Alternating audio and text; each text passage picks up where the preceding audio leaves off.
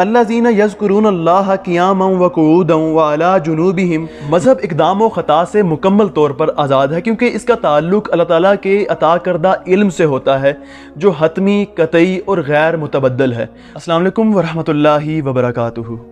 قرآن مجید میں کم و بیش ہر جگہ مذہب اور سائنس کا اکٹھا ذکر ہے، مگر یہ ہمارے دور کا المیہ ہے کہ مذہب اور سائنسدانوں کی سیادت و سربراہی ایک دوسرے سے ناآشنا افراد کے ہاتھوں میں ہے۔ چنانچہ دونوں گروہ اپنے مد مقابل دوسرے علم سے دوری کے باعث اسے اپنا مخالف اور متضاد تصور کرنے لگے ہیں، جس سے عامت الناس کم علمی اور کم فہمی کی وجہ سے مذہب اور سائنس میں تضاد اور تخالف یعنی کانفلکٹ اور کنٹرڈکشن سمجھنے لگتے ہیں، جبکہ حقیقت اس کے بالکل برعکس ہے۔ یہاں میں چند ایسی آیات کریمہ پیش کروں گا کہ جن کے مطالعہ سے قرون اولیٰ کے مسلمان سائنسدانوں کو سائنسی تحقیقات کی طرف ترغیب ملی، اور اس کے نتیجے میں بنی نوع انسان نے تجربی توثیق کو حقیقت تک رسائی کی کسوٹی قرار دے کر تحقیق و جستجو کے نئے باب روشن کیے۔ سورہ بقرہ آیت نمبر 164 میں اللہ تعالیٰ فرماتا ہے، ان فی خلق السماوات والارض واختلاف اللیل والنہار والفلک التی تجری فی البحر بما ينفع الناس وما انزل الله من السماء من ماء فاحيا به الارض بعد موتها وبث فيها من كل دابة وتصريف الرياح والسحاب المسخر بين السماء والارض لآیات لقوم یعقلون، جس کا ترجمہ کچھ یوں ہے کہ بے شک آسمانوں اور زمین کی تخلیق میں اور رات دن کی گردش میں اور ان جہازوں اور کشتیوں میں جو سمندر میں لوگوں کو نفع پہنچانے والی چیزیں اٹھا کر چلتی ہیں، اور اس بارش کے پانی میں جسے اللہ تعالیٰ آسمان کی طرف سے اتارتا ہے، پھر اس چیز کے ذریعے زمین کو مردہ ہونے کے بعد زندہ کرتا ہے، اور وہ زمین جس میں اس نے ہر قسم کے جانور پھیلا دیے ہیں، اور ہواؤں کے رخ بدلنے میں، اور اس بادل میں جو آسمان اور زمین کے درمیان حکم الہی کا پابند ہو کر چلتا ہے، اور ان میں عقل مندوں کے لیے قدرت الہی کی بہت سی نشانیاں ہیں۔ پھر اسی طرح سورہ آل عمران میں ایک اور مقام پر آیت نمبر 194 میں اللہ تعالیٰ فرماتا ہے کہ الذین یذکرون اللہ قیاما وقعودا وعلی جنوبہم ویتفکرون فی خلق السماوات والارض ربنا ما خلقت ھذا باطلا سبحانک فقنا عذاب النار، جس کا ترجمہ کچھ یوں ہے کہ بے شک آسمانوں اور زمین کی تخلیق میں اور شب و روز کی گردش میں عقل سلیم والوں کے لیے اللہ کی قدرت کی نشانیاں ہیں۔ یہ وہ لوگ ہیں جو سراپا نیاز بن کر کھڑے ہیں اور سراپا ادب بن کر بیٹھے ہیں، اور ہجر میں تڑپتے ہوئے اپنی کروٹوں پر بھی اللہ کو یاد کرتے رہتے ہیں، اور آسمان اور زمین کی تخلیق میں کار فرما اس کی عظمت اور اس کے حسن کے جلووں میں فکر کرتے رہتے ہیں، پھر اس کی معرفت سے لذت آشنا ہو کر پکار اٹھتے ہیں کہ اے ہمارے رب، تو نے یہ سب کچھ بے حکمت اور بے تدبیر نہیں بنایا، تو سب کوتاہیوں اور مجبوریوں سے پاک ہے، ہمیں دوزخ کے عذاب سے بچا لے۔ مغربی تحقیقات اس امر کا مسلمہ طور پر اقرار کر چکی ہیں کہ جدید سائنس کی تمام تر ترقی کا انحصار قرون وسطیٰ کے مسلمان سائنسدانوں کی فراہم کردہ بنیادوں پر ہے۔ مسلمان سائنسدانوں کو سائنسی نہج پر کام کی ترغیب قرآن و سنت نے دی۔ اس طرح اللہ تعالیٰ سورہ فاطر میں ارشاد فرماتا ہے کہ انما یخشی اللہ من عبادہ العلماء، اللہ سے تو اس کے بندوں میں سے علم والے ہی ڈرتے ہیں جو صاحب بصیرت ہیں۔ مسلم سائنسدانوں نے ہر شعبہ علم کو ترقی دی، اور آج اغیار کے ہاتھوں میں وہ علوم اپنے نقطۂ کمال کو پہنچ چکے ہیں۔ قسمت کی ستم ظریفی کہ جن سائنسی علوم و فنون کی تشکیل اور ان کے فروغ کا حکم قرآن و حدیث میں جا بجا موجود ہے، اور جن کی امامت کا فریضہ 1000 برس تک خود بغداد، دمشق، اسکندریہ اور اندلس کے مسلمان سائنسدان سر انجام دیتے چلے آئے ہیں، آج قرآن و سنت کے نام لیوا طبقے ارضی پر بکھرے عرب بھر مسلمانوں میں سے ایک بڑی تعداد اسے اسلام سے جدا سمجھ کر اپنی تجدد پسندی کا ثبوت دیتے نہیں شرماتی۔ سائنسی علوم کا وہ پودا جسے ہمارے ہی اجداد نے قرآنی علوم کی روشنی میں پروان چڑھایا تھا، آج اغیار اس کے پھل سے محظوظ ہو رہے ہیں، اور ہم اپنی اصل تعلیمات سے روگرداں ہو کر دیار مغرب سے انہی علوم کی بھیک مانگ رہے ہیں۔ آج کا دور سائنسی علوم کی معراج کا دور ہے۔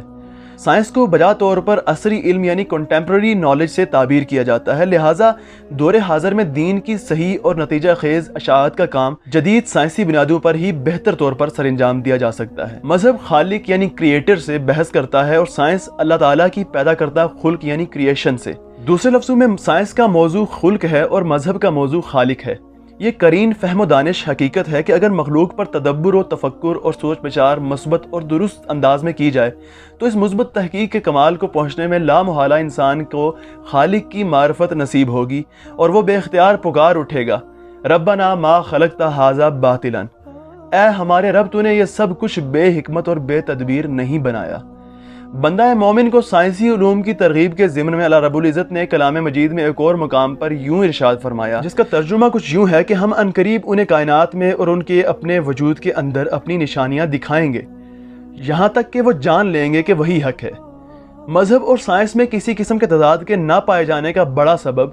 دونوں کے دائرہ کار کا مختلف ہونا ہے، جس کے باعث دونوں میں تصادم اور ٹکراؤ کا کوئی امکان کبھی پیدا ہو ہی نہیں سکتا۔ اس کی مثال یوں ہے جیسے ایک ہی سڑک پر چلنے والی دو کاریں آمنے سامنے آ رہی ہوں تو وہ آپس میں ٹکرا سکتی ہیں۔ اس طرح عین ممکن ہے کہ اسٹیشن ماسٹر کی غلطی سے دو ریل گاڑیاں آپس میں ٹکرا جائیں، لیکن یہ ممکن نہیں کہ کار اور ہوائی جہاز کا یا کار اور بحری جہاز کا آپس میں ٹکراؤ ہو۔ ایسا اس لیے ممکن نہیں کہ دونوں کے سفر کے راستے الگ الگ ہیں۔ کار نے سڑک پر چلنا ہے اور بحری جہاز نے سمندر پر، اور ہوائی جہاز نے ہوا میں چلنا ہے۔ جس طرح سڑک اور سمندر میں چلنے والی سواریاں کبھی آپس میں ٹکرا نہیں سکتی، اس طرح مذہب اور سائنس میں بھی کسی قسم کا ٹکراؤ ممکن نہیں، کیونکہ سائنس کا تعلق طبیعتی کائنات یعنی فزیکل ورلڈ سے ہے، جبکہ مذہب کا تعلق ما بعد الطبیعات یعنی میٹا فزیکل ورلڈ سے ہے۔ اس بات کو دوسرے الفاظ میں یوں بھی سمجھا جا سکتا ہے کہ سائنس فطرت یعنی نیچر سے بحث کرتی ہے، جبکہ مذہب کی بحث ما فوق الفطرت یعنی سپر نیچر دنیا سے ہے۔ لہٰذا ان دونوں میں سکوپ کے اختلاف کی بنیاد پر کسی صورت بھی تضاد ممکن نہیں۔ اس ضمن میں تیسری دلیل بھی نہایت اہم ہے، اور وہ یہ کہ خالق کائنات نے اس کائنات ہست و بود میں کئی نظام بنائے ہیں جو اپنے اپنے طور پر اپنی خصوصیات کے ساتھ ساتھ رواں دواں ہیں۔ مثلا انسانی کائنات، حیوانی کائنات، جماداتی کائنات، نباتاتی کائنات، ماحولیاتی کائنات، فضائی کائنات اور آسمانی کائنات وغیرہ۔ تمام نظاموں کے بارے میں ممکن الحصول حقائق جمع کرنا سائنس کا شوق ہے۔ دوسری طرف مذہب یہ بتاتا ہے کہ یہ ساری اشیاء اللہ تعالیٰ نے پیدا کی ہیں، چنانچہ سائنس کی یہ ذمہ داری ہے کہ اللہ رب العزت کے پیدا کردہ عوالم اور ان کے اندر جاری و ساری عوامل یعنی فنکشنز کا بنظر غائر مطالعہ کرے اور کائنات میں پوشیدہ مختلف سائنسی حقائق کو اپنی نوع انسان کی فلاح کے لیے سامنے لے کر آئے۔ اللہ رب العزت کی تخلیق کردہ اس کائنات میں غور و فکر کے دوران ایک سائنسدان کو بارہا اقدام و خطا یعنی ٹرائل اور ایرر کی حالت سے گزرنا پڑتا ہے۔ بارہا ایسا ہوتا ہے کہ ایک دفعہ کی تحقیق سے کسی چیز کو سائنسی اصطلاح میں حقیقت کا نام دے دیا جاتا ہے، مگر مزید تحقیق سے پہلی تحقیق میں واقع خطا نظر آنا شروع ہو جاتی ہے، اور پھر اسے رد کر کے نئی تحقیق کو ایک وقت تک کے لیے حتمی قرار دے دیا جاتا ہے۔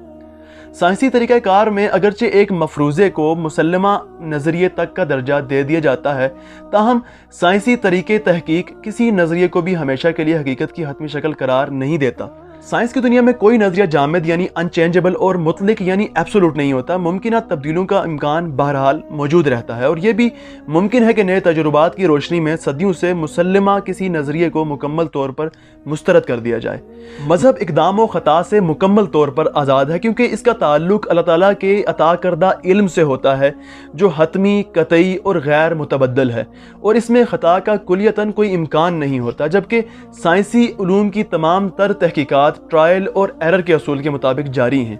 ایک وقت تک جو اشیاء حقائق کا درجہ رکھتی تھیں، موجودہ سائنس انہیں کلی طور پر باطل قرار دے کر نئے حقائق منظر عام پر لا رہی ہے۔ یہ الگ بات ہے کہ حقائق تک پہنچنے کی اس کوشش میں بعض اوقات سائنس غلطی کا شکار بھی ہو جاتی ہے، بلکہ حقیقت تو یہ ہے کہ سائنس کی بنیاد ہی صحیح اور خطا یعنی ٹرائل اور ایرر ہے، جو مختلف مشاہدات اور تجربات کے ذریعے حقائق تک رسائی کی کوشش کرتی ہے۔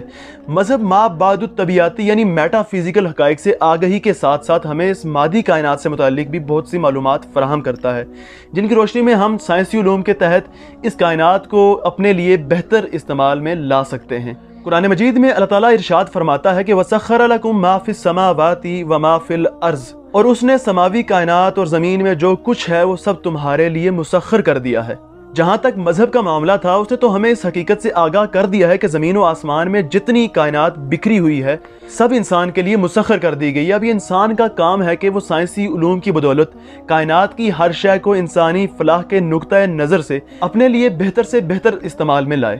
اس طرح ایک طرف ہمیں مذہب یہ بتاتا ہے کہ جملہ مخلوقات کی خلقت پانی سے عمل میں آئی ہے، تو سائنس اور ٹیکنالوجی کی ذمہ داری ہے کہ یہ رہنمائی کریں کہ بنی نوع انسان کو پانی سے کس قدر فوائد پہنچائے جا سکتے ہیں اور اس کا طریقہ کار کیا ہو سکتا ہے۔ چنانچہ ساری بحث سے ہم اس نتیجے پر پہنچتے ہیں کہ سائنس اور مذہب کہیں بھی اور کسی درجے میں بھی ایک دوسرے سے متصادم نہیں ہیں۔ ناظرین، اگلی ویڈیو میں آپ کو بتاؤں گا کہ مذہب اور سائنس میں حقیقتاً کوئی تضاد موجود نہیں ہے، تو پھر سوال یہ پیدا ہوتا ہے کہ عام ذہن میں ایسی غلط فہمی کیوں پائی جاتی ہے۔ ملتے ہیں اگلی ویڈیو میں، اپنا بہت سارا خیال رکھیے گا۔ اللہ نگہبان۔